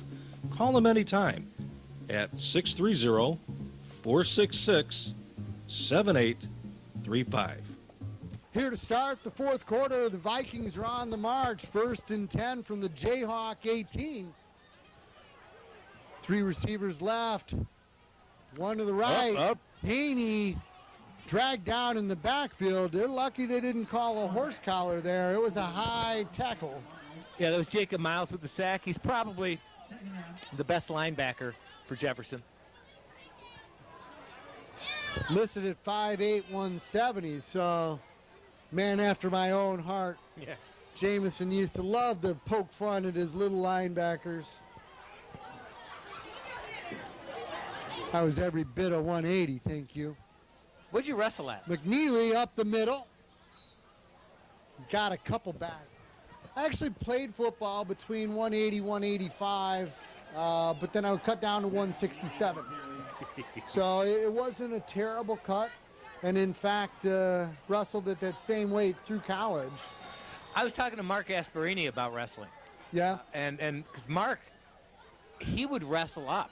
He would wrestle guys 20, 30 pounds heavier than he was, because he would go up to heavyweight, and he was only 160 pounds. Oh, wow. Haney, is that a catch? Post pattern attempt. Oh, what a catch! Inside the 5. Dante Patrick Jr. Well, you know, and turnabout is fair play, because he had a near touchdown virtually stolen from him in nearly the same spot. So I'm glad to see him come down with the ball there.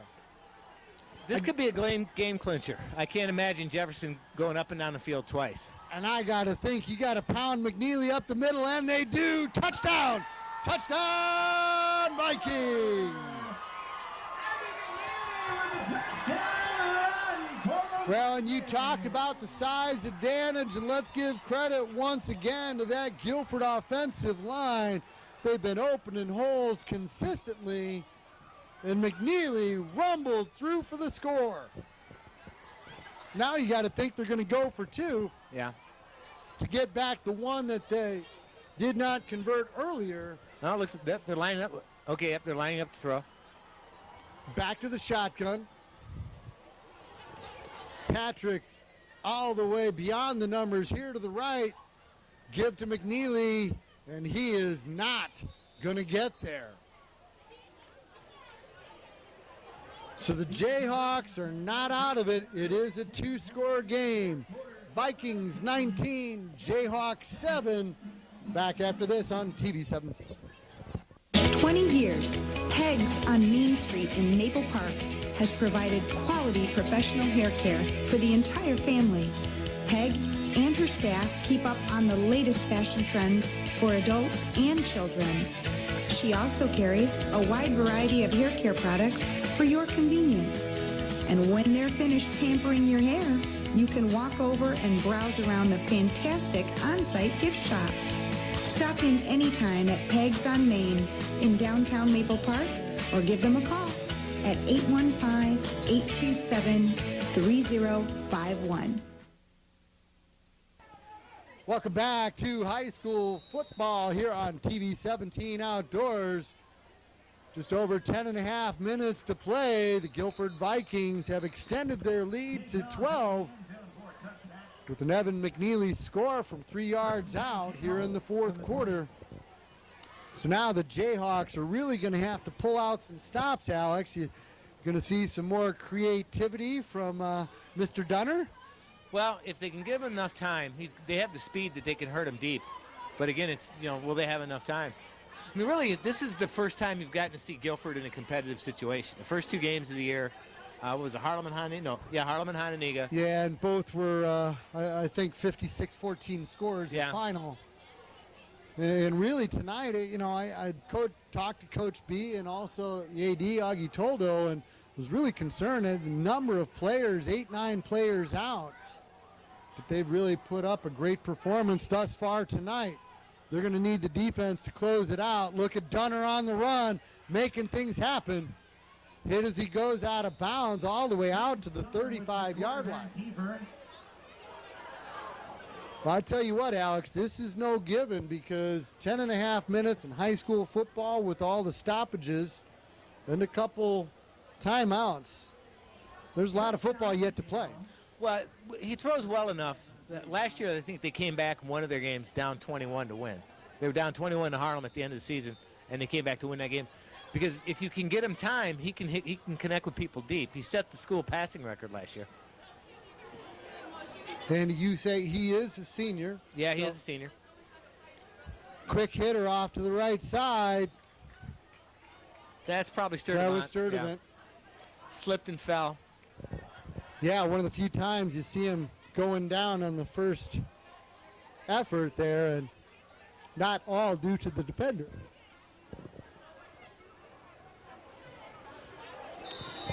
So back to Dunner, you say he is being recruited at the D1 level? And well, Sturdivant, I know, is getting some looks as small as he is. I'm assuming Dunner probably is, but I haven't heard much. Oh, he picks it up, making something happen.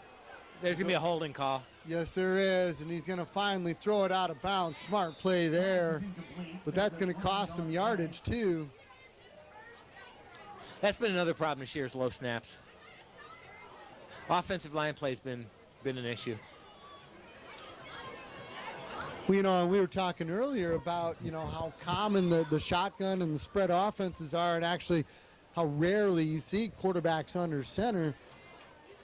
So even at the middle school and youth football levels, they're doing shotgun snaps, but it's something that you just have to execute time and again.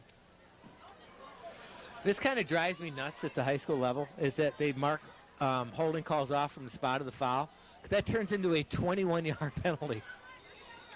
Yeah, you know, and differences in rules at different levels, yeah, that's one that just seems disproportionate. Dunner throwing deep. Right on the down money. the right oh side. My God, caught it. Finally comes down with it. Picking up the first down all the way to Demarion Jordan.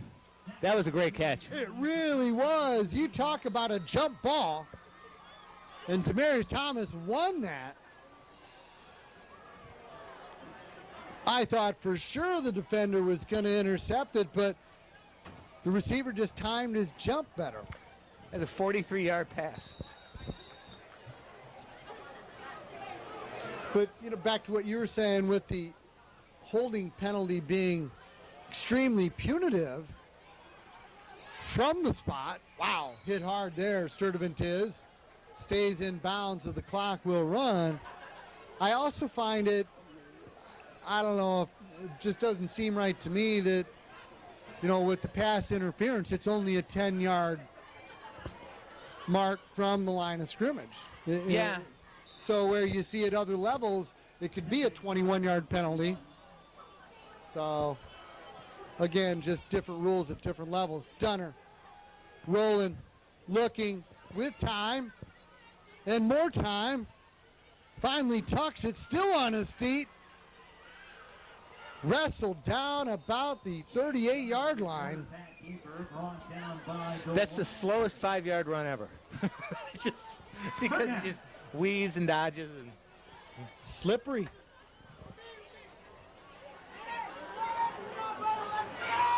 Maybe he's secretly got some yellow talcum powder that he's brushing his pants to. The defenders just cannot hang on. It's actually 3rd and 1.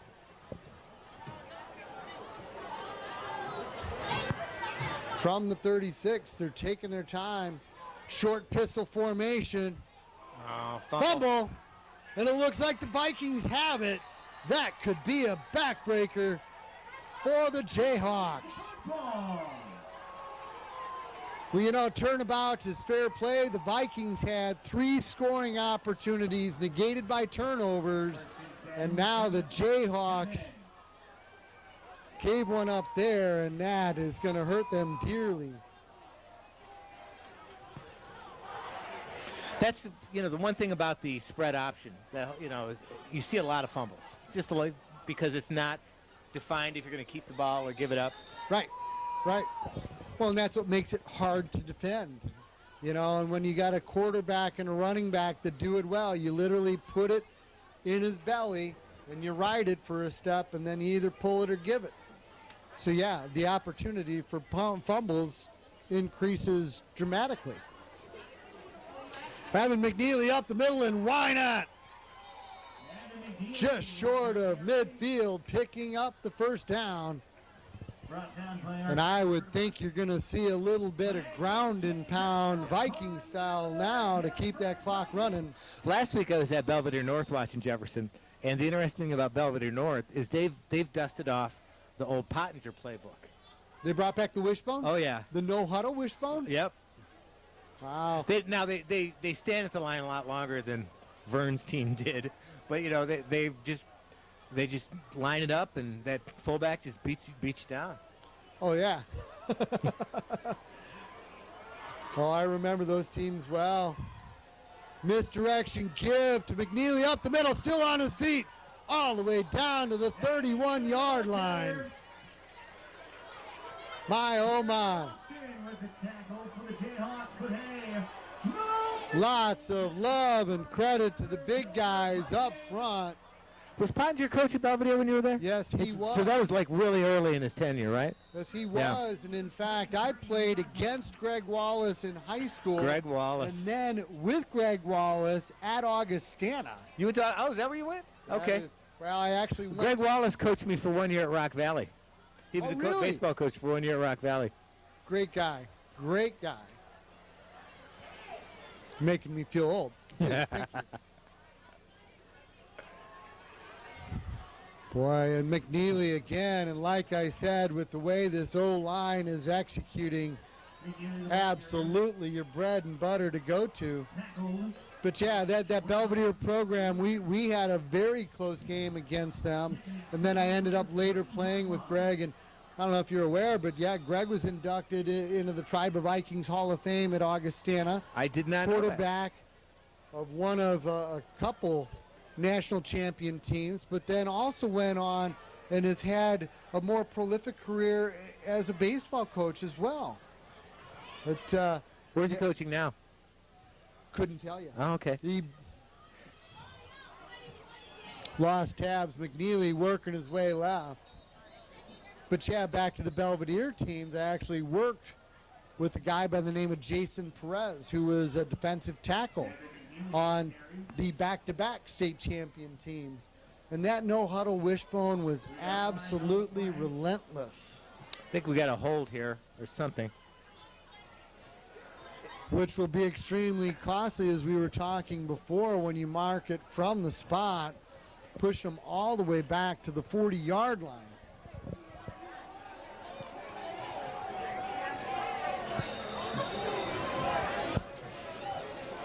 Alex, see if you can help me catch some of the, I want to be able to catch all this offensive line. I know number 72, Nicholas Albers, the right tackle. I see Haney 78, with time. left guard.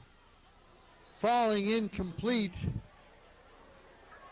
But Nicholas Albers.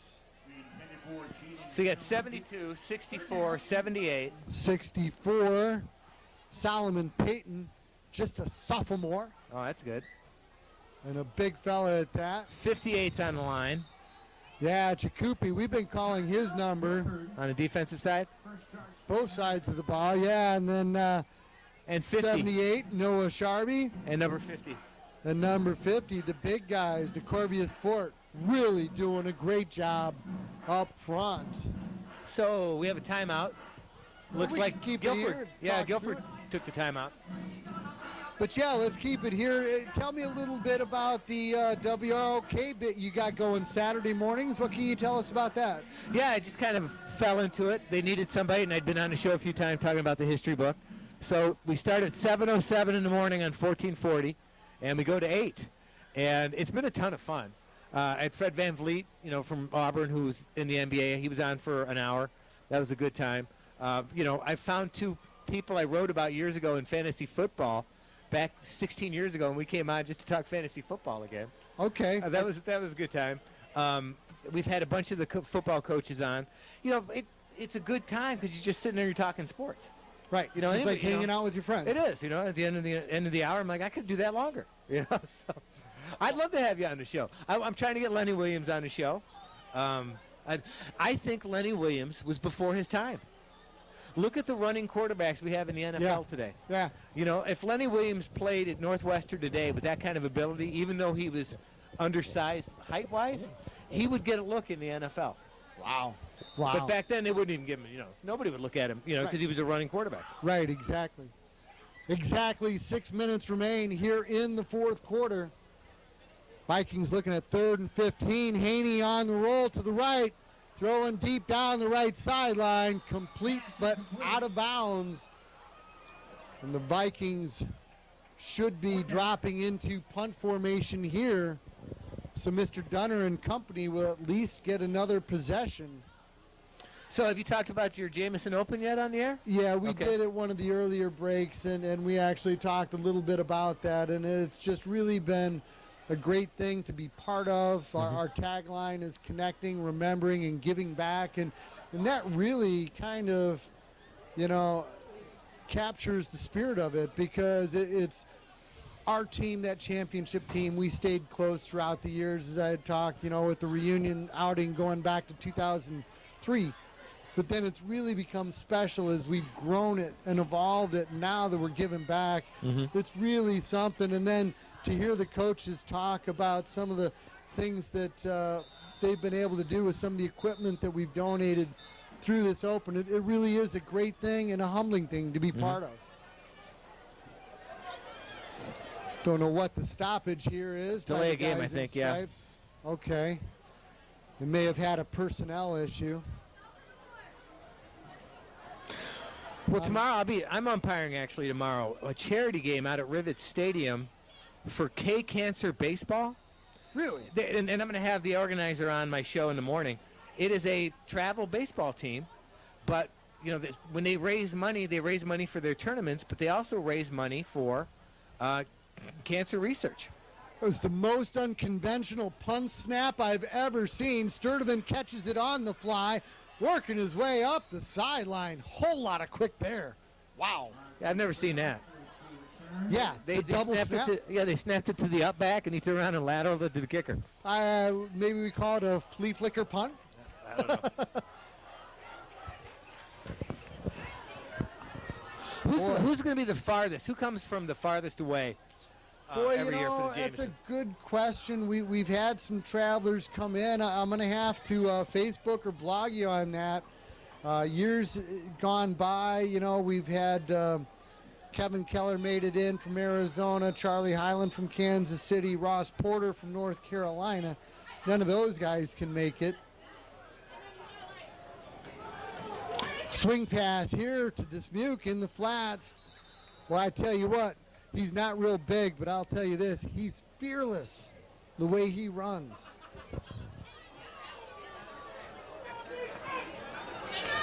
They're going to need to get some score yards and chunks, though, to get back into this.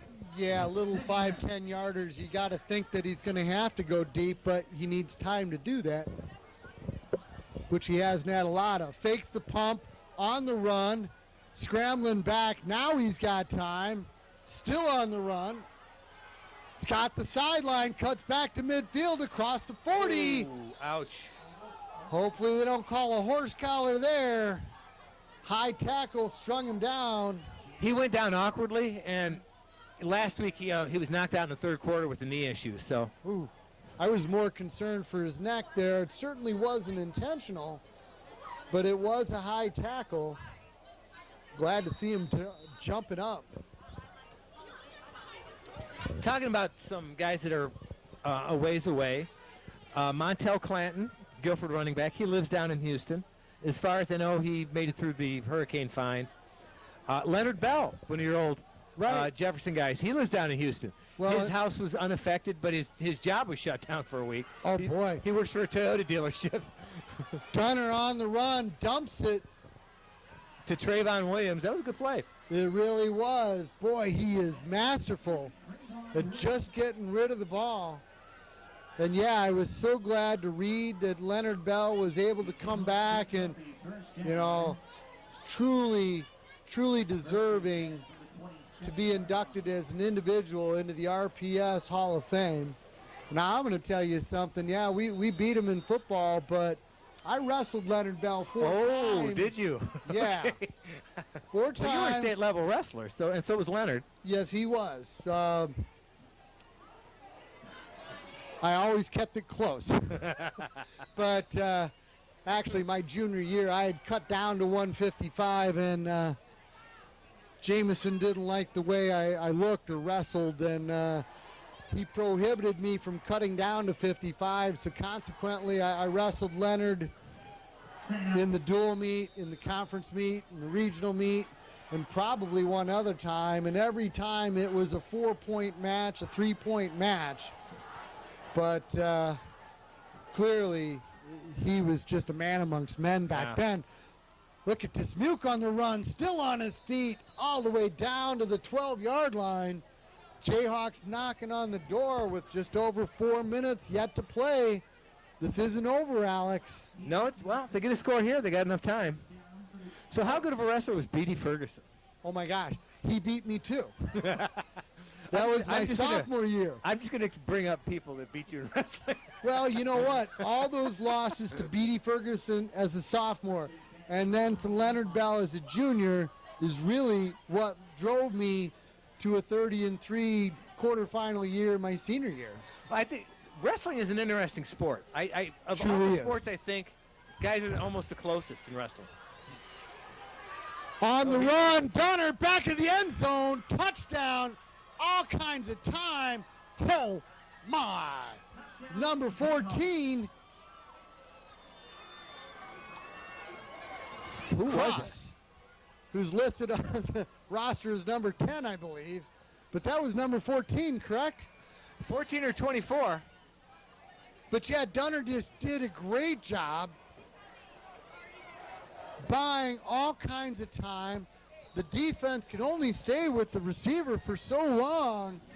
Holy cow. Well, that cuts it to 19-13, and we got 3:44 left. Got me out of my chair, folks.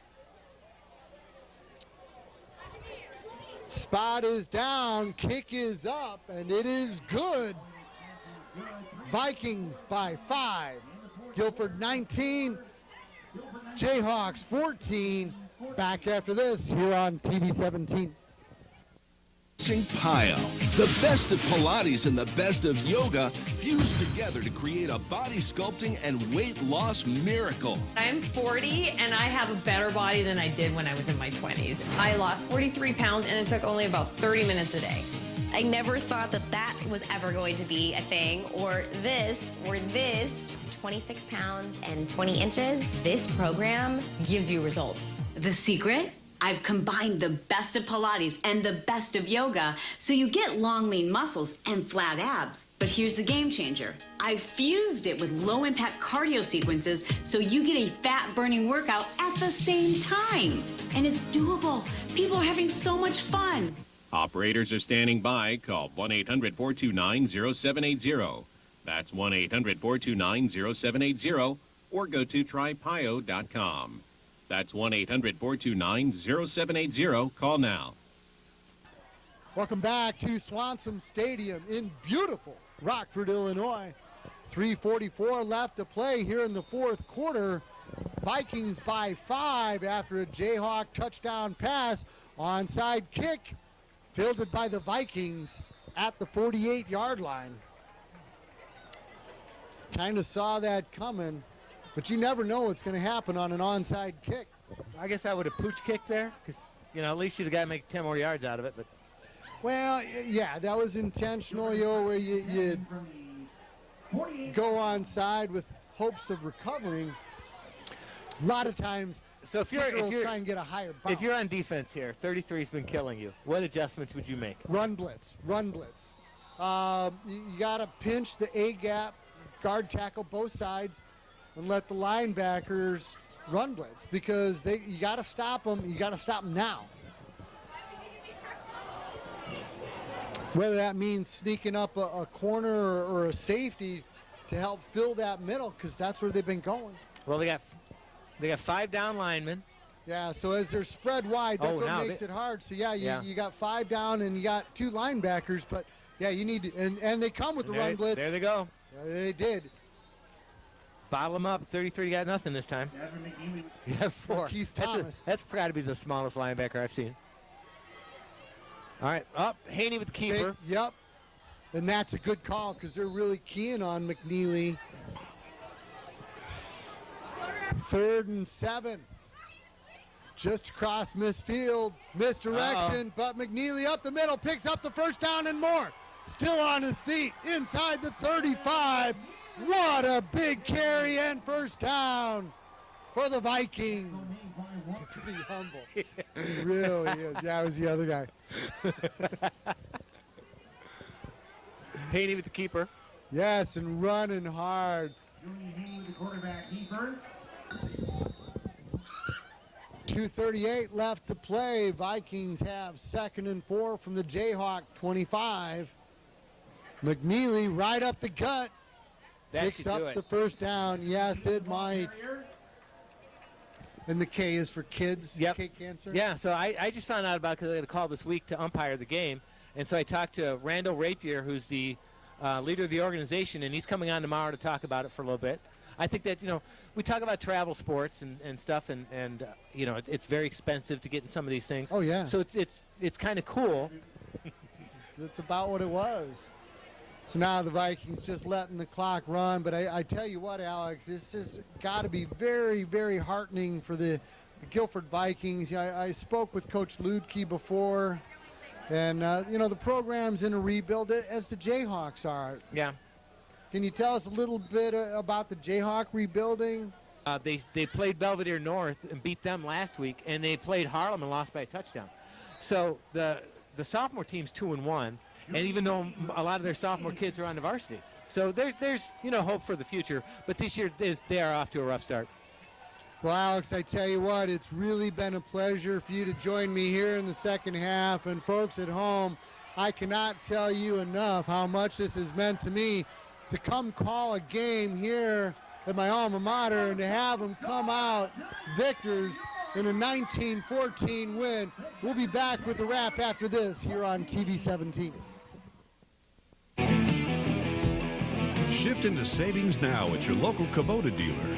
Kubota's RTVX series is the best-selling diesel utility vehicle in the industry, earning their place by setting the standard for being durable and reliable under all kinds of conditions. Right now, you can get long-term financing as low as 0% APR for up to 5 years on new Kubota RTVX utility vehicles. See your local Kubota dealer today. Well, I tell you what, Alex, we saw a pretty compelling game here. A whole lot of great athletes, a whole lot of action. It was only 7-0 after the first half, but Guilford actually had a couple turnovers that kept it close. And then in the second half, maybe it was you sitting here, but they really came to life.